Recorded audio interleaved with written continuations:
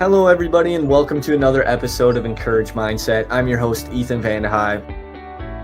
We have RJ Parrish. RJ, I'm excited to have you on today, and we are just kind of excited to hear what you are going to bring to the table about our topic of encouraging other people and motivating them. So why don't you tell the audience a little bit about yourself and let the people know who you are?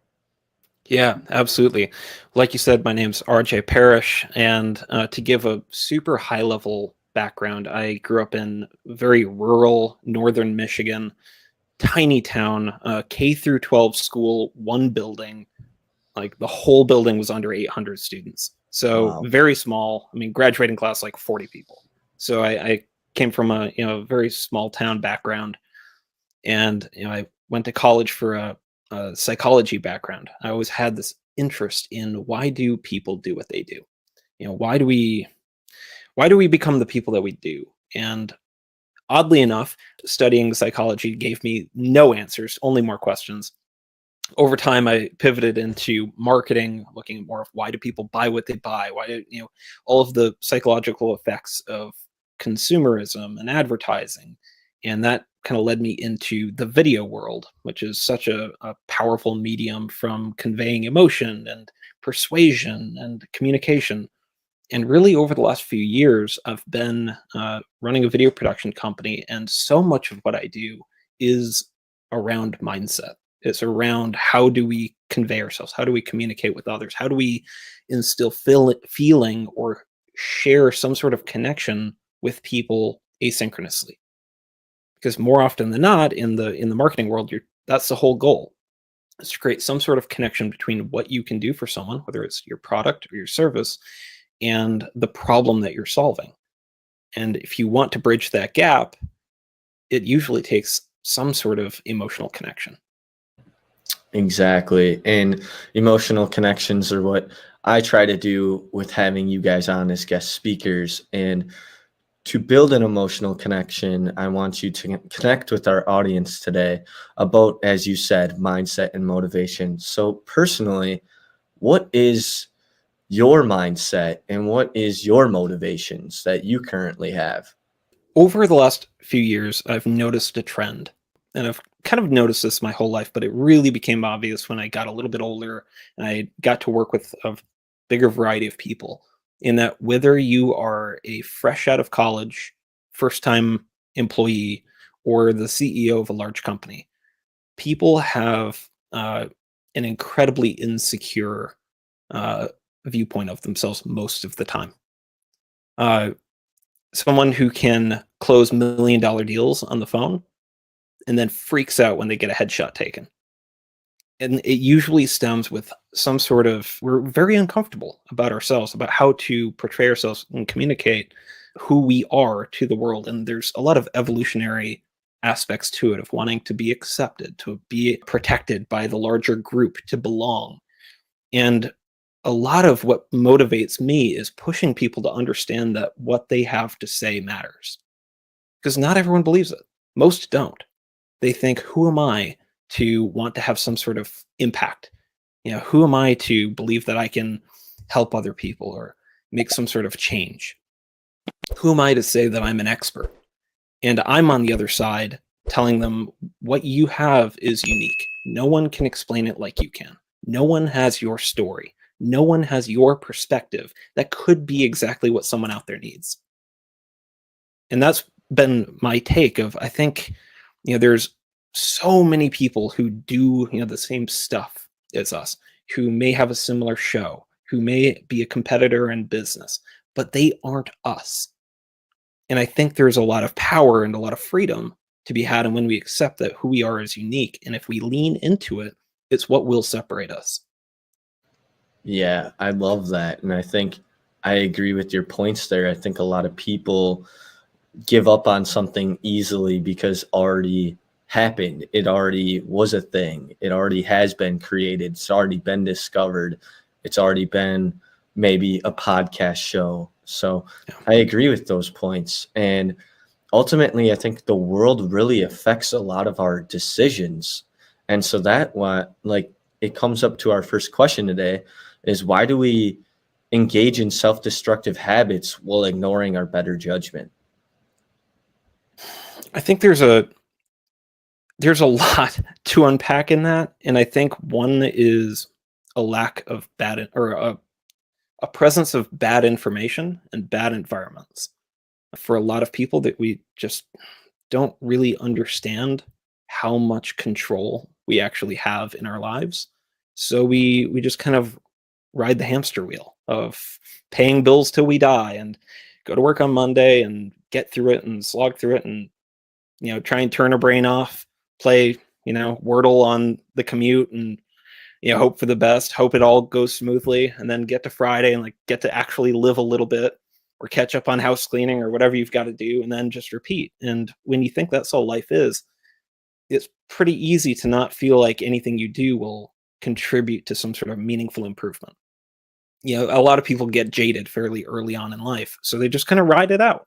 The other side of it, those who do perhaps see, they have a little bit more sense of control, or feel like they can influence their lives.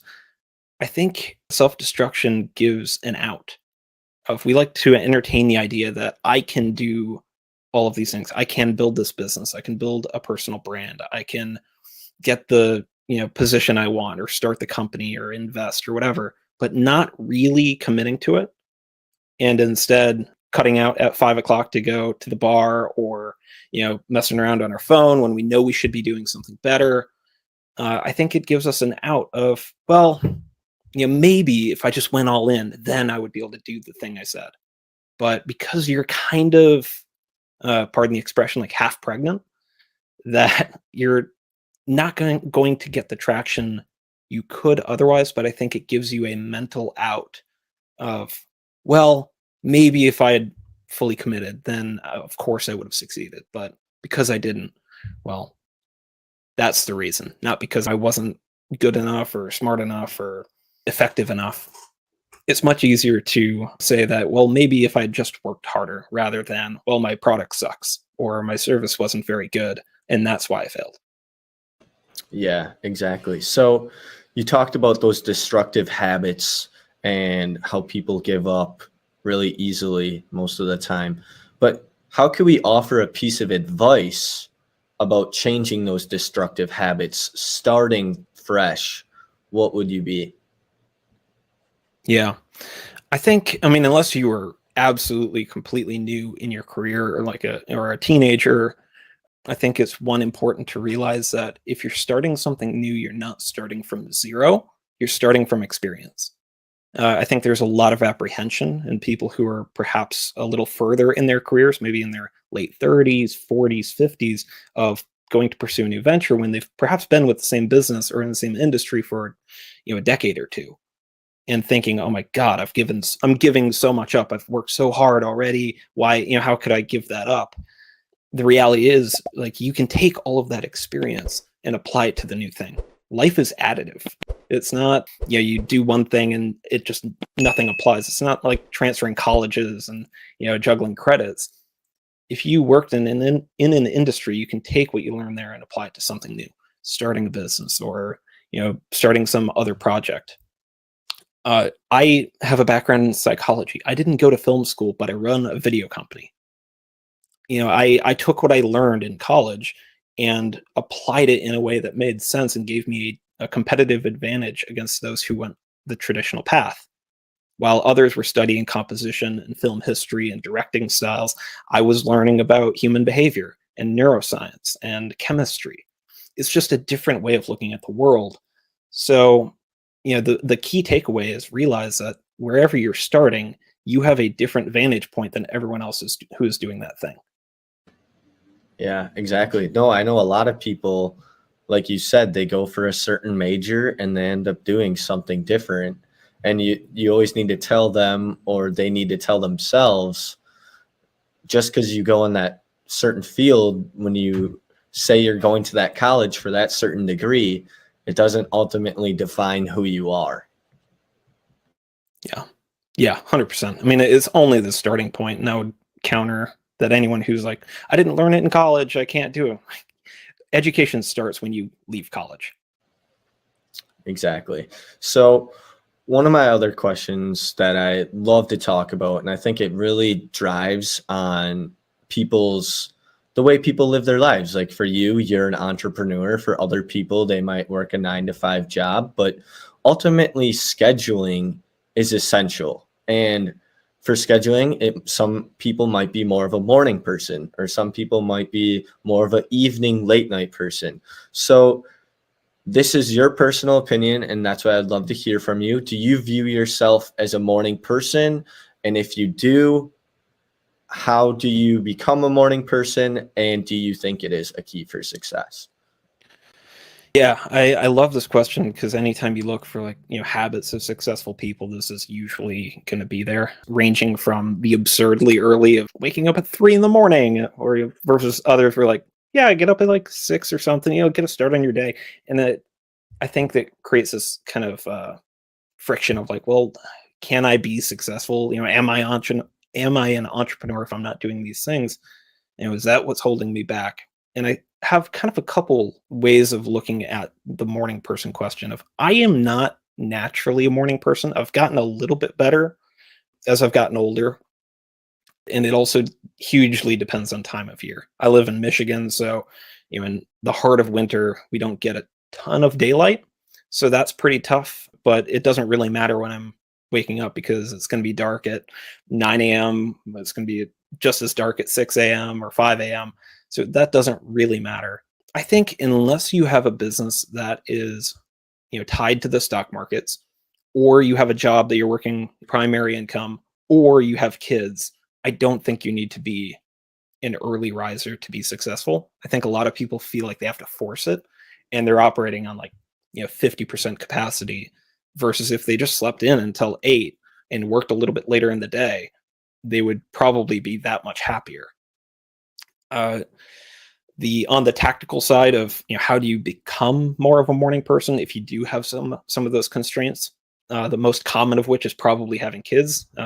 I've got a toddler, so I need to get up earlier if I'm going to have any time with my family during the day. Some things that have helped with me is one, to control when you go to bed as a higher priority than when you wake up. Cutting caffeine after a certain point in the day, 1 p.m., 3 p.m., whatever works for you. Uh, reducing screen time before bed. There's a lot of like tactical stuff of, lowering your temperature, sleeping under certain conditions. But I think the core piece of it is to create something that you will wake up to that you don't despise. Because if you're just dreading when you're hearing your alarm go off, you are not going to stick with it for very long. And you're going to kind of run into this cycle of you'll probably stick with it for like a week or two, and then it'll start to slip. You'll have a day you're like, I can't do it today. I'm going to sleep in. And then the next day you're up a little bit later, and it figuring out like where your sweet spot is and what is going to make you feel good, I think is far more important than like grind and hustle and like make yourself do it. Because if you are straining that hard to just get out of bed, you're losing finite energy to apply to the rest of the day. Yeah, I would agree with that because I think a lot of people, they see all these $1 million people, $1 billion people getting up at 4 a.m. Like, oh, let's follow the Rock's routine. He gets up at 4 a.m., goes to the gym or whatever. And it's just like, or people say, hey, like I'm going to wake up at 5, go to the gym or whatever. But I'm telling you from personal experience on trying to get up at those times, you're going to the gym, your gym like workout routine then isn't that effective then because you're so groggy in the morning and you're like, oh, I'm here, I don't want to be here. Where I agree with your point, just wake up, sleep that extra hour in or two, get up at that 8 o'clock point, and yeah, the gym might be busy at 5 o'clock, but at least you're fully awake when you're going to do stuff like that. And yeah, that's kind of my point on that one. I don't know if you have anything else to add, but Yeah, I mean, the overlying thing is really to do stuff for a reason, not just because you see someone else doing it. And I think the concept of looking at society's outliers, like the absolute top peak performers, is like that's what I should do. Like they're in a very different place than we are. I mean, looking at someone like The Rock, like that's absurd. we're not in the same spot. I don't think anyone is going to have a business that looks like his, or the obligations that he has. So finding things that you can borrow, conceptually, and apply it in your life in a way that works. But doing things just because others are doing them, like the whole monkey see, monkey do, fail to succeed idea is pointless. Like, it creates so much strife and frustration and comparison that it just doesn't make any sense. Exactly. And the ultimate goal is to stop comparing yourself to others and be who you want to be and be yourself. And throughout becoming yourself, I think honestly, the best thing you can do for yourself is to learn. I think being uncomfortable, learning, and developing yourself are some essential things you can do. And ways you can do that, as we talked about earlier, are through other podcasts. There are other podcasts similar to this, or maybe books. So, RJ, would you recommend any books or podcasts in helping find somebody's motivation or improve their mindset? I cannot remember the author. It was the first book I ever read on personal development, but a book called The Slight Edge. It introduced concepts that we tend to think in terms of like big monumental shifts and major milestones and big changes. But it introduced the idea that small incremental changes over time will create massive change if sustained. The whole idea of 1% improvement, 5% change, versus like, I'm going to change everything. I'm going to work out for 2 hours a day, and I'm going to grind. I'm going to call 100 people, and I'm going to read 5 books a week. Like, don't be crazy. Just like read 5 pages a day to start. Like, just don't be a weirdo, and like, just be a person. But the idea is, as you can incrementally add in new things that will compound over time, it can really change your life fairly quick. I mean, I think if more people looked at their lives from a sense of, if you start introducing positive habits that make you a more efficient human, whatever way that means for you, then a year from now, things could look fairly differently. And I'm not saying you're going to be driving a Corvette and working from a hammock and like that kind of crazy stuff, but just who you are as a person, like, people will notice. And I think if we can compound that over time, I mean, what someone can do in a decade, I think is pretty impressive. Exactly. Is there anything else that you would like to share, RJ, to the whole audience that maybe is a powerful message that you've once heard that you want to share?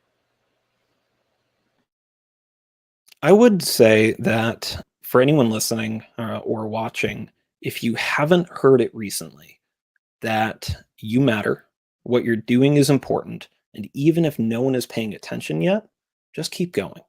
Because everything starts at that point, the valley of death of trying to get traction, and it can feel like it's taking up too much time or effort. But just hang on and see where it goes, because you'll be thankful that you did. So hang on, believe in yourself before anyone else believes in you. You got this. Perfect. All right. Well, thank you very much for coming on to today's episode, RJ. Really appreciate having you as a guest. I would love to stay in touch with you, connect. For other people that want to reach out to you, how can they do that?